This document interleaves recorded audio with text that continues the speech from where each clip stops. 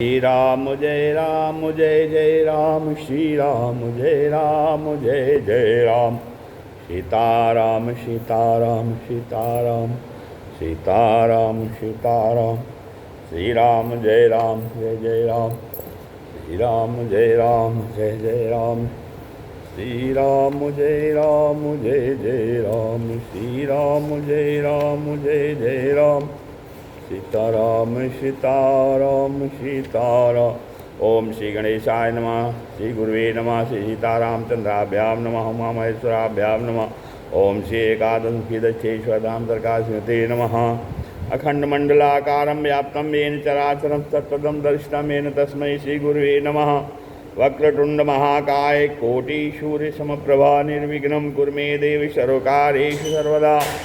भवानी शंकरो वंदे श्रद्धा विश्वासरूपिणो याभ्यां विना न पश्यन्ति सिद्धा स्वान्तस्तमीश्वरम्। शिवेति द्वयाक्षरं नाम व्याहरिष्यन्ति जनाः तेषां स्वर्गस्य मोक्षस्य भविष्यति न चान्यथा।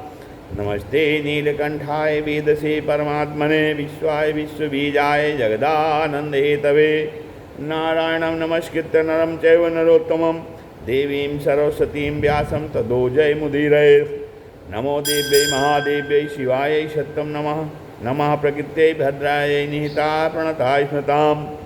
गाये गणपति जगवंदन शंकर सुवन भवानी के नंदन।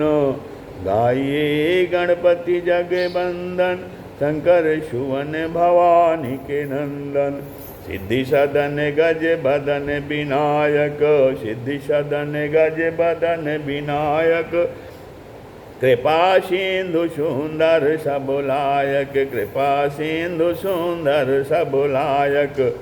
मोदक प्रिय मुद मंगल दाता, मोदक प्रिय मुद मंगल दाता। विद्या बारिधि बुद्धि विधाता, विद्या बारिधि बुद्धि विधाता। मांगत तुलसीदास कर जोरे, मांगत तुलसीदास कर जोरे। बसहु राम सिय मानस मोरे, बसहु राम सिय मानस मोरे। मात पिता गुरु गणपति शारद शिव समेत शांभु मुनि नारद। मात पिता गुरु गणपति शारद शिवा समेत शांभु मुनि नारद। महावीर बिनमो हनुमाना राम जासु जस आपु बखाना। महावीर बिनमो हनुमाना राम जासु जसु आपु बखाना। सुन सुख सनकादि भगत मुनि नारद, सुख सनकादि भगत मुनि नारद। जे मुनिवर विज्ञान विशारद, जे मुनिवर विज्ञान विशारद। अरे प्रणवं सबहि धरनि धरि सीसा, प्रणवं सबहि धरनि धरि सीसा। करहु कृपा जन जानि मुनीसा, करहु कृपा जन जानि मुनीसा। ओम नमः शिवाय हरि ओम नमः शिवाय, ओम नमः शिवाय हरि ओम नमः शिवाय। नमः शिवाय ओम नमः शिवाय, नमः शिवाय ओम नमः शिवाय। हरे हरे भोले नमः शिवाय, नमः शिवाय ओम नमः शिवाय। हरे हरे भोले नमः शिवाय ओम नमः शिवाय हरि ओम नमः शिवाय। ओम नमः शिवाय हरि ओम नमः शिवाय, नमः शिवाय ओम नमः शिवाय। हरे हरे भोले नमः शिवाय, हरे हरे भोले नमः शिवाय। नमः शिवाय ओम नमः शिवाय, हरे हरे भोले नमः शिवाय। श्री शंकर भगवान की जय, श्री सीताराम जी की जय, श्री एकादशमुखी हनुमान जी महाराज की जय, व्यास जी महाराज की जय। श्री शिव महापुराण की जय, सनातन धर्म की जय, इष्ट देवता की जय, स्थान देवता की जय, कुल देवता की जय, नगर देवता की जय, सब संत भक्तन की जय। जय जय भोलेनाथ हर महादेव।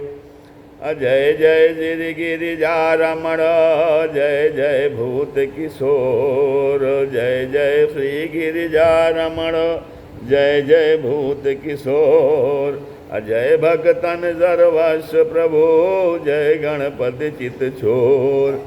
जय भक्तन सर्वस्व प्रभु, जय गणपति चित चोर। श्री राम जय जय राम।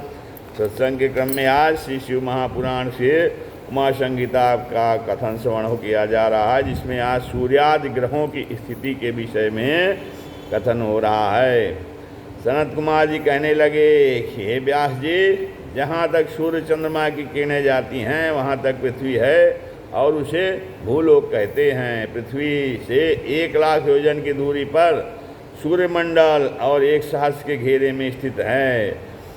सूर्य से 1,00,000 योजन की दूरी पर चंद्रमा है और चंद्रमा से 10 सहस्र योजन की दूरी पर नक्षत्रों सहित सभी ग्रहों का मंडल स्थित है।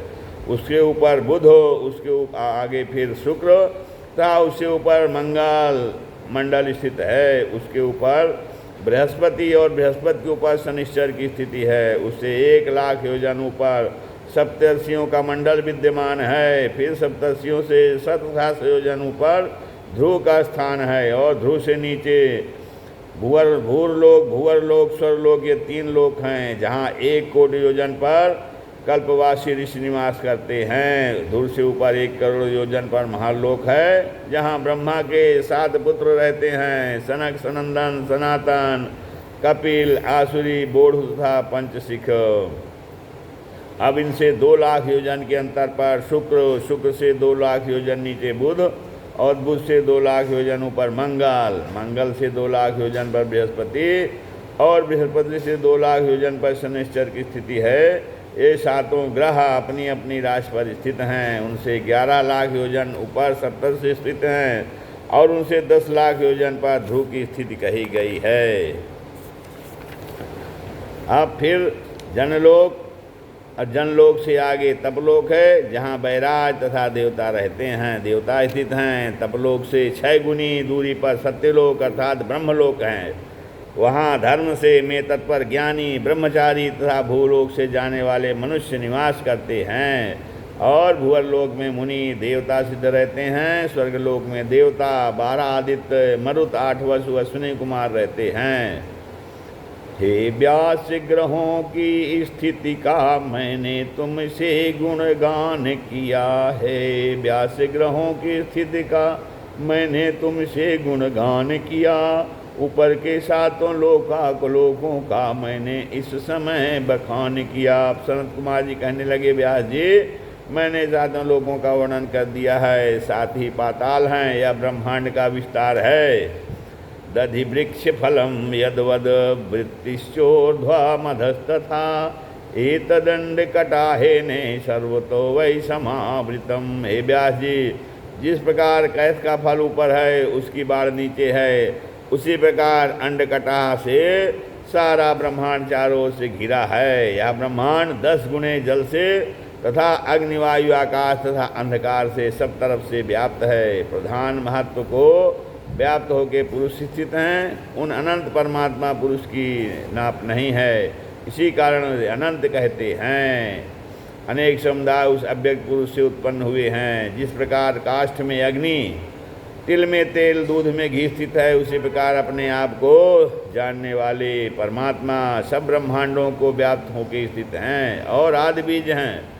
उनसे पीछे अंडज होते हैं, अंडजों से पुत्र, फिर सबों के बीज महत, फिर देवता। जिस प्रकार बीज से वृक्ष और वृक्ष से बीज है, यही वृक्ष का प्रकट होना और अभाव कहा जाता है। जैसे सूर्य से सूर्यकांत मणि, उससे अग्नि की उत्पत्ति होती है, उसी प्रकार ब्रह्मा सत्ता से सृष्टि उत्पन्न होती है। उस विषय में शिव और शक्ति के संयोग से देवता उत्पन्न होते हैं। उसी प्रकार अपने कर्म से प्रादुर्भाव को प्राप्त हो ब्रह्मा, विष्णु और इंद्र के नाम से शिव जी ही प्रसिद्ध होते हैं। उन्हीं से सारा संसार प्रकट तथा उन्हीं में लय हो जाता है। शिव ही संपूर्ण क्रियाओं के करता है। व्यास जी पूछने लगे, हे संत कुमार जी, क्या इस ब्रह्मांड से ऊपर और कोई लोक है या नहीं? मेरे इस संदेह को आप दूर करिए। अब सनत कुमार जी कहने लगे, ब्रह्मा जी के लोक से ऊपर विष्णु का लोक वैकुंठ लोक है, उससे ऊपर कौमार लोक है जहाँ कार्तिकेय जी का निवास है, और ऊपर का दिव्य उमा लोक है जो उमा तीनों देवताओं को उत्पन्न करने वाली हैं। वे रजोगुण, सत्वगुण और तमोगुण वाली प्रकृति से भी परे परे से भी परे, निर्गुण निर्विकार स्वयं देवी शिवात्मिका हैं। उसके ऊपर सनातन शिवलोक है जो सदैव रमणीक व शोभायमान रहता है। वहाँ तीनों देवों को उत्पन्न करने वाले सबके स्वामी त्रिगुण से परे परम ब्रह्म शंभु महेश्वर विराजमान हैं। उनके समीप गोलोक है जहाँ शिव प्रिया गौ माताएँ विराजमान रहती हैं। वहीं पर शिवाज्ञा से श्री कृष्ण विराजमान हैं। हे व्यास जी, इस प्रकार शिवलोक अद्भुत, निराधार, मनोहर, अनिर्वचनीय और अलौकिक शोभा से युक्त है। उसके अधिष्ठाता सभी देवों के शिरोमणि ब्रह्मा, विष्णु और शिव जी से सेवित परमात्मा निरंजन शिवदेव हैं। अब तब से शिवलोक की प्राप्ति कैसे होती है बता रहे हैं। व्यास जी कहने लगे कि सर्वज्ञ समर्थ सनत कुमार जी, आप उस व्रत का आख्यान सुनाइए जिसे करके प्राणी भक्ति कर शिव भक्ति परक जो है शिव की भक्ति में तत्पर होकर के वहाँ से पुनः पुनः नहीं लौटते हैं। सनत कुमार जी कहने लगे, हे पराशर पुत्र, शुद्ध कर्म करने वाला शुद्ध तप में संलग्न होकर शिव जी का पूजन करता है, वह शिवलोक की प्राप्ति होकर धन्य हो जाता है। बिना तप के शिवलोक की प्राप्ति नहीं होती। शिव के अनुग्रह का कारण शिव ही हैं। सुस्थितस्तपसि ब्रह्मा नित्यं विष्णुर्हरस्तथा देवादेव्योऽखिला प्राप्ता तपसा दुर्लभम फलम। तब से ब्रह्मा जी स्थित हैं, तब में विष्णु हैं और शिव जी प्रयुक्त हैं। सभी देवों और देवियों ने दुर्लभ फल तप से ही पाया है। जिस जिस भाव से तप किया जाता है उसी भाव का फल प्राप्त होता है। सात्विकम राजसं चैव तामसं त्रिविधम स्मृतम विज्ञेयम हि तपो व्यास सर्वसाधन साधनम। ए व्यास जी, सात्विक राजस तामस 3 प्रकार का तप जानना चाहिए। तप ही सबका साधन कहा गया है। देवता, सन्यासी और ब्रह्मचारियों का तप सात्विक, मनुष्य और दैत्यों का तप राजस और राक्षसों का तप तमोगुणी होता है। रामचरितमानस में भी तप के विषय में वर्णन है। अरे तप बल ते जग से जय विधाता, तप बल विष्णु भय परित्राता, तप बल शंभु करहि संहारा, तप ते अगम न कछु संसारा, तप ते अगम न कछु संसारा, तप बल विप्र सदा बरियारा, तप बल विप्र सदा बरियारा, तिनके कोप न को रखवारा, तिनके कोप न को रखवारा। अब तत्वदर्शियों ने तप का बल भी 3 प्रकार का कहा है। जप, ध्यान तथा देवताओं का अर्चन करना सात्विक तप है जो समस्त फलों को देने वाला है। अपनी कामना पूर्ति शरीर को कष्ट देकर तप करना राजस तप कहलाता है। जो मनोरथ सिद्ध हेतु किया गया तप तामस तप कहा जाता है। अब सात्विक तप से में धर्म की बुद्धि स्नान, धर्म की बुद्धि स्नान, पूजा, जप, होम, शौच, हिंसा न करना, व्रत, उपवास, मौन, इंद्रियों का निरोध, विद्या, सत्य, क्रोध, दान, दम, दया, शांति, बावली बनाना, मंदिर, कूप, सरोवर बनवाना, कृष्ण चांद्रायण यज्ञ, श्रेष्ठ तीर्थवासों में बुद्धिमानों को सुख देना या श्रेष्ठ धर्म कर्म है। रेचक, पुंज, पूरक और कुंभक के द्वारा प्राणायाम कर नाड़ी संचार को शुद्ध किया जाता है। और नारी, शैया, वस्त्रपान, आभूषण तथा तांबूल भक्षण ये राजेश्वर है, ये जो है राजसी तप है। और हेम सागर, ताम्रगृह, रत्न, धेनु, वेद शास्त्रों का पांडित्य, गीत, नृत्य, छत्र, चमरिया भोग रूप है। इनमें आसक्त जीव अनुराग को प्राप्त होता है और तिलों को जैसे तेल निकालने को पेरते हैं ऐसे ही पेरा जाता है। अब मनुष्य का जन्म, दान व वर्ण व्यवस्था के विषय में बता रहे हैं। जानन्नपि ये संसारे भ्रमते घटियंत्रवत सर्वयोनिष दुखातः स्थावरे सुचरे सुचा। जानता हुआ भी जीव संसार घड़ी की सुई की भांति घूमता रहता है। स्थावर, चर आदि सभी योनियों में घूमता हुआ दुख पाता है और कालांतर में उसे अति दुर्लभ मनुष्य जन्म प्राप्त होता है। जो पुरुष मनुष्य जन्म पाकर अपने कल्याण का उपाय नहीं करता वह शोचनीय है। देवासुराणाम सर्वेषां मानुष्यम चाति दुर्लभम तत्संप्राप्य तथा कुर्यान्न गच्छे नरकम यथा। हे व्यास जी, देवताओं में, असुरों में मनुष्य जन्म अति दुर्लभ है। इस दुर्लभ शरीर को पाकर ऐसा करना चाहिए जिससे नरक में न जाना पड़े। धर्म, अर्थ, काम और मोक्ष का द्वार मनुष्य शरीर ही है। जो ब्राह्मणत्व को पा करके अपना व समाज का कल्याण नहीं करता, उससे अधिक मूर्ख कौन होगा। संपूर्ण द्वीपों में यह भूमि कर भूमि कही जाती है। यहीं से स्वर्ग और मोक्ष के द्वार की सीढ़ी बनती है। तो भारतवर्ष में जन्म पाकर अपना कल्याण नहीं करता, वह अपनी ही आत्मा का हनन करता है। आयुषा खंड खंडानी निपतंती तगदग्रतः अहोरात्रोपदेशेन किमर्थम नावबुध्यते। आयु के खंड खंड होके उसके सामने नष्ट होते चले जा रहे हैं, फिर भी प्राणी दिन और रात्रि के उपदेश से क्यों नहीं जागते। जब यह पता नहीं कि यहाँ कब तक रहना है, फिर अकस्मात मृत्यु होने पर कहाँ ईश्वर खोजेगा। एक दिन धन धाम का त्याग करके चला जाएगा, फिर पाथे अर्थात मार का भोजन के हितार्थ धन आदि का दान क्यों नहीं करता। गृहीत दान पाथे यहाँ सुखम याति यमालयम अन्यथा कृष्यते जंतु पाथे रहते पथि। हे व्यास जी, जिसने दान रूपी चबैना बांधा है वह सुख से यमलोक जाता है, नहीं तो पाथे चबैना के अभाव में वह प्राणी अनेक कष्ट पाता हुआ मार्ग में जाता है। परलोक का चबैना, निरामय मोक्ष का उपाय, पुण्य समूहों का एकमात्र साधन शिव, ये दो अक्षर ही हैं।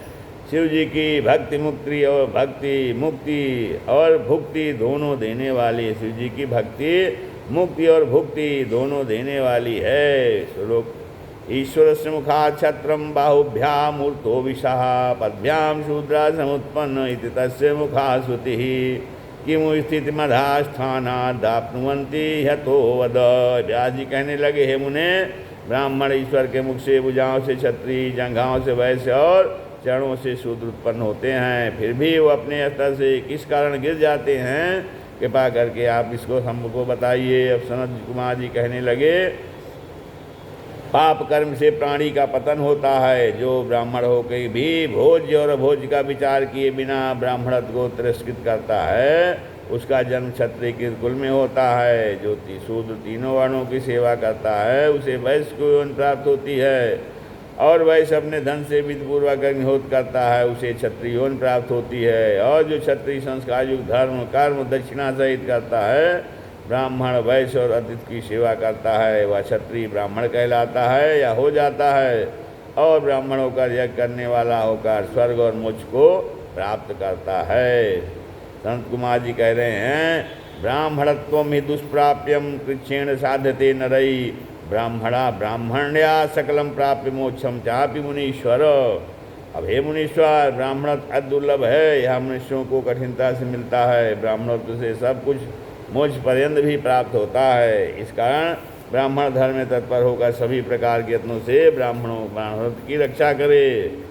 संग्राम महत्व व जीव की गर्भ स्थिति के विषय में बता रहे हैं। हे व्यास जी, क्षत्रिय अत्यंत दक्षिणा वाले यज्ञों को करके भी उस फल को नहीं प्राप्त होता। जो संग्राम में वाहन पर चढ़कर अर्थशत्रुओं से वार आघात करता और सहता हुआ मृत्यु को प्राप्त होता है, उसे अर्थ धर्म काम और मोक्ष और यशवता प्राप्त होता है। जो राजा सेनापति या सिपाही युद्ध में मारा जाता है, उसे अच्छे लोक की प्राप्ति होती है। युद्ध में मारे गए अपने स्वामी या ब्राह्मण गौ के अर्थ मारे जाने पर भी अच्छे लोक की प्राप्ति होती है। विशेषकर क्षत्रिय का युद्ध स्वर्ग और मोक्ष दाता है। अब युद्ध के सनातन धर्म के विषय में बता रहे हैं कि कैसे को छोड़ना और कैसे को मारना चाहिए। युद्ध के सन्मुख आते हुए मारने की इच्छा करने वाले वेदांती आताई ब्राह्मण को भी मार डालना चाहिए। पानी मांगने वाले, रोगी, दुर्बल, बालक, स्त्री, अनाथ, टूटे धनुष और टूटी प्रतिज्ञा वाले योद्धा को भी जो मारता है, ऐसा व्यक्ति ब्रह्म हत्यारा कहलाता है। जब जीव की जो है गर्भ की स्थिति बता रहे हैं, संत कुमार जी कहने लगे, पाग पात्र में जल और अन्न रख के जीव नीचे अग्नि जलाकर अन्न जल के सहयोग से पक जाता है। पककर अन्न रस और मैल दो भागों में हो जाता है। किट माने फोकस 12 मलों से विमुक्त हुआ शरीर से बाहर हो जाता है। रस से शरीर पुष्ट हो जाता है। कान, नेत्र, नासिका, जिह्वा, दांत, लिंग, गुदा, नख मलाशय हैं। कफ, पसीना, विष्ठा, मूत्र ये मल हैं। इन 12 मलों के स्थानों से मल बाहर आते हैं। हृदय कमल में चारों तरफ से समस्त नाड़ियां बंधी हुई हैं। नाड़ियाँ रस को वहन करती हुई वायु द्वारा प्रेरित हुई सारे शरीर में जाकर शरीर और आत्मा से पकाया जाता है। पकने पर 2 पाक बनते हैं, पहले त्वचा, फिर रुधिर होता है, लोहू रक्त, रक्त से लोम और लोम से मांस, मांस से बाल और बाल से स्नायु, स्नायु से अस्थियाँ एवं मज्जा और अस्थि से नख उत्पन्न होते हैं। मज्जा से होता है शुक्रवीर जो प्रसवात्मक होता है। इस प्रकार का 12 प्रकार का भोजन परिपाक कहा गया है। अन्न से वीर, वीर से शरीर बनता है। जब वायु से स्पर्श किया हुआ वीर स्त्री की रक्त एकता को प्राप्त कारवा शुक्र और रज एक दिन में कलल हो जाता है। 5 रात्रि में बुदबुदा और 7 रात में मांसपेशी हो जाती है।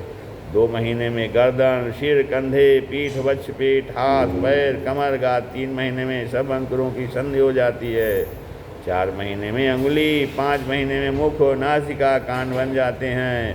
फिर दांतों की पंक्ति, गुह्य नख बनते हैं। 6 महीनों में कानों में छिद्र होते हैं। 7वें महीने में गुदा, उपस्थेंद्री, नाभि से संधि हो जाती है। इस प्रकार जीव माता के उदर में परिपाक होकर जे झिल्ली में लिपटा हुआ पड़ा रहता है। माता के द्वारा खाए भोजन से 6 प्रकार के रसों को नाभिनाल से बंधा हुआ प्रतिदिन वृद्धि को प्राप्त पाता है। अब स्मित को प्राप्त करके पहले किए कर्मों को, निद्रा, सुख और दुख को जानकर सोचने लगता है। माता के उदर में पड़ा जीव वहाँ भारी कष्ट उठाता है, करता है ध्यान निज कर्म का, रोता है अति बिल खाता है। इस प्रकार झिल्ली से लिपटा हुआ पर्वत खंड से मानो दवा हो दुखी होता है। जैसे समुद्र में गिरने से प्राणी व्याकुल होता है, वैसे ही गर्भ अर्थात पेट के जल से शीतांग हो निरंतर व्याकुल होता है। लोह कुंभे यथा नस्ता पच्यते कश्चिद अग्निना, गर्भ कुंभे तथा शिप्ता पच्यते जठराग्निना। जिस प्रकार लोहे के पात्र कलश में रखा हुआ पदार्थ अग्नि से पकाया जाता है, उसी प्रकार गर्भ कुंभ अर्थात कुंभ में पड़ा हुआ जीवात्मा पेट की अग्नि से पकाया जाता है। अग्नि से तपी हुई सुइयों से छेदे जाने पर जो कष्ट होता है, वही कष्ट गर्भाशय में पड़े हुए जीव को होता है। गर्भावासात परम दुखम कष्टम नैवाति कुत्रचित। जीव को गर्भाशय से अधिक कष्ट कहीं नहीं होता। हे व्यास जी, यह पापियों के प्राप्त होने वाला कष्ट मैंने आपसे निवेदन कर दिया। धर्मात्माओं का जन्म 7वें मास में ही हो जाता है। गर्भ स्थित जीव जैसे कोल्हू में पेरे हुए तिल निस्सार हो जाते हैं, उसी प्रकार जीव का योनियंत्र से निकलने पर उसका शरीर निस्सार हो जाता है। अस्थि, पाद, स्तंभ, स्नायु बंधन से बंधा हुआ, मांस, मज्जा, मृतिका से लिप्त हुआ, विष्ठा, मूत्र, बाल, रोम, नखों आदि प्रत्यंगों से युक्त विष्ठा मूत्र से श्वेतांग शरीर जेर अर्थात झिल्ली में लिपटा हुआ बड़े कष्ट से बाहर आता है। 365 पेशी, 3.5 करोड़ नोएं, 3.5 करोड़ नाड़ियों के मध्य स्थित होकर जीव यौन द्वार से बड़े कष्ट कर बाहर आता है। इसके 20 नाक और 32 दांत कहे गए हैं। इस शरीर में 1 कुडव, 1 पाव कफ, 1 आढ़ा, 4 सिर, चर्बी 20 पल, 160 तोले, कपिलत्व 10 पल, मेद चर्बी 5.5 तुला और 10 पल, 1 तुला बराबर 100 पल, मज्जा 12 पल, वीर आधा कुडव, मांस 1000 पाल, रक्त 100 पाल और 4 अंजल विष्ठा और मूत्र जानना चाहिए। इस प्रकार विशुद्ध आत्मा अपवित्र अनित शरीर बंधन में और गेह कर्म बंधन में बंधा हुआ है। शरीर की अपवित्रता व शरीर की अवस्था के विषय में बता रहे हैं। सनत कुमार जी कहने लगे, यह शरीर वीर और रज के संयोग से उत्पन्न होता है, नित्य निष्ठा और मूत्र से परिपूर्ण रहता है, इसी से यह अपवित्र कहा गया है। अब समंत कुमार जी कहते हैं, यथांतर्विष्ठया पूर्णा शुचिमान न बहिर्घटा शोध्यमानो हि दोहोयम तेनाये शुचिस्ततः। हे व्यास जी, जिस प्रकार विष्ठा से भरा घट बाहर से शुद्ध नहीं हो सकता, उसी प्रकार जलादि से शुद्ध किया हुआ शरीर शुद्ध नहीं हो सकता। प्रतिदिन जिससे मलमूत्र निकलता रहता है, वह कैसे परिपृत हो जा सकता है। पर्वत के समान जिस शरीर से कफ, मूत्र और विष्ठा आदि के स्रोत निरंतर निकलते रहते हैं, वह किस प्रकार शुद्ध हो सकता है। कायः सुगंध धूपादेर यत्नेनापि सुसंस्कृतः न जहाति स्वभावं स स्वपुक्षमिव नामितम्। यत्नपूर्वक श्रेष्ठ गंध धूपा से भली भांति शुद्ध संस्कार किया हुआ भी यह शरीर कुत्ते की पूंछ की तरह जो झुकी हुई रहती है, अपने स्वभाव को नहीं छोड़ता है। जिस प्रकार काली वस्तु किसी भी प्रकार श्वेत नहीं हो सकती, उसी तरह यह शरीर शुद्ध किया हुआ भी निर्मल नहीं हो सकता। संसार में अपने दुर्गंध युक्त मलमूत्र को सूंघकर नासिका को पीड़ा देकर भी पुरुष वैराग को प्राप्त नहीं होता। गंगा तो येन सर्वेण मदभारई पर्वतोपमयी अमृत्योराचरित शौचम भाव दुष्टो न शुद्ध्यति।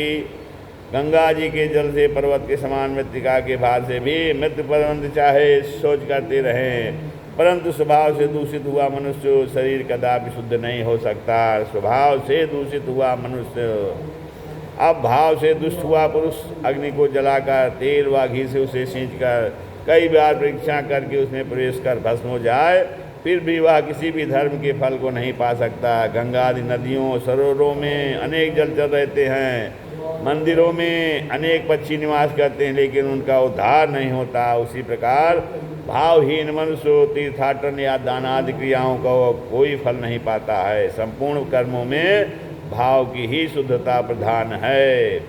अरे भाव का भूखा हूँ मैं और भाव ही एक सार है।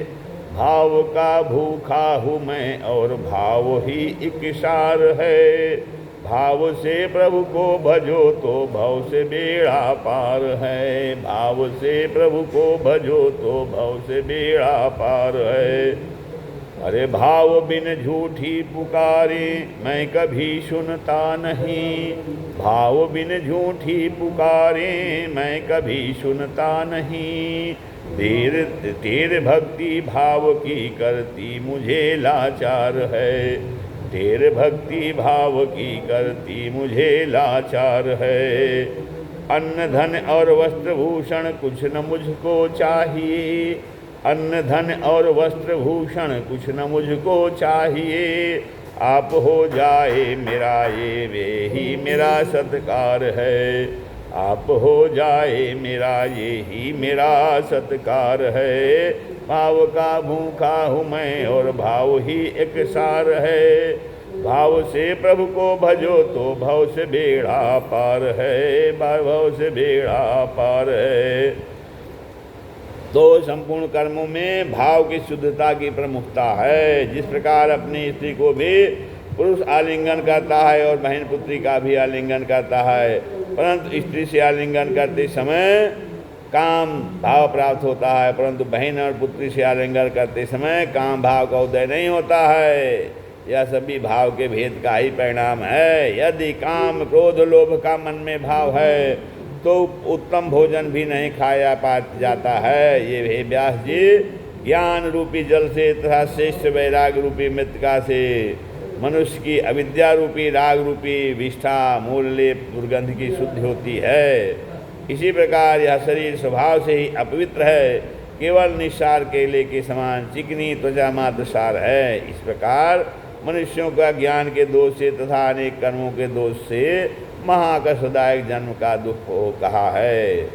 श्लोकाधीन तो वक्ष्यामि यदुक्तम ग्रंथ कोटिभिः ममेति परमं दुखम न ममेति परम सुखम। करोड़ों ग्रंथों में जो कहा गया सो आधे श्लोक में कहता है मेरा अत्यंत दुख का मूल है। क्या मेरा है? यह अत्यंत दुख का मूल है, मेरा नहीं है। यह परम सुख है। ममेति परमं दुखम न ममेति परम सुखम। ममेति परमं ममेति परमं दुखम न ममेति परम सुखम। यह मेरा है, ये जो है अत्यंत दुख का मूल है, परम दुख है, और यह मेरा नहीं है। मेरा नहीं है, ये परम सुख है। मेरा है और मेरा नहीं है। शरीर की अवस्था बता रहे हैं संत कुमार जी। कहने लगे, ए व्यास जी, जीव जन्म के समय योनि यंत्र की पीड़ा से मूर्छित हुआ। शिष्य की जो गर्भ में स्मृति वह मोह को प्राप्त होकर नष्ट हो जाती है। वह शिष्य जन्म से प्रीत करने लगता है तथा उस समय उसे ना अपना न दूसरे का ज्ञान होता है। कान होते हुए अपने हित की बात को नहीं सुनता, नेत्र होते हुए अपने कल्याण को नहीं देखता। शिशु और बाल्यावस्था में इंद्रिय वृत्ति को प्रकट न होने से इच्छा करता हुआ कुछ कहने या अपने कष्ट के निवारण हेतु कोई उपाय करने में समर्थ नहीं होता है। अब दांत निकलने में भारी कष्ट होता है, कभी भूख से, कभी प्यास से अज्ञानी बालक विष्ठा मूत्र में ही कष्ट पाता है। अक्षराभ्यास भी कठिन होता है। बड़ा होने पर, इंद्रिय वृत्ति के प्रकट होने पर, काम रोग से पीड़ित होने से, इच्छा पूर्ति न होने के कारण यौवन में भी सुख नहीं पाता। रात्रि में कामाग से व्याकुल हुआ सो नहीं सकता और दिन में धनार्जन करने के निमित्त कष्ट पाता है। स्त्रियों में आसक्त व्यक्ति की दशा कीड़ों से करोंदे हुए कुष्ठी वानर के दुख की जैसी होती है। विष्ठा मूत्र त्याग करने से जैसा सुख होता है, ऐसा ही सुख इंद्रिय स्त्री प्रसंग में अनुभूत होता है। कुवस्तु वाली समस्त दोषों को पात्र स्त्रियों में अनुमात्र भी सुख नहीं है। सम्मान, तिरस्कार, संगति, विसंगति, मिलन वियोग कारण यौवन और बुढ़ापे से तस्मनुष्य को सुख कहाँ है। स्त्री पुरुष को जो यौवन सुहावना लगा था, वृद्धावस्था में श्वेत केश होने के कारण, सिर हिलने के कारण, शरीर शिथिल हो जाने के कारण अब उसे अप्रिय लगने लगता है। अपने तन की दशा देखकर फिर भी वह उसी में आसक्त होता है।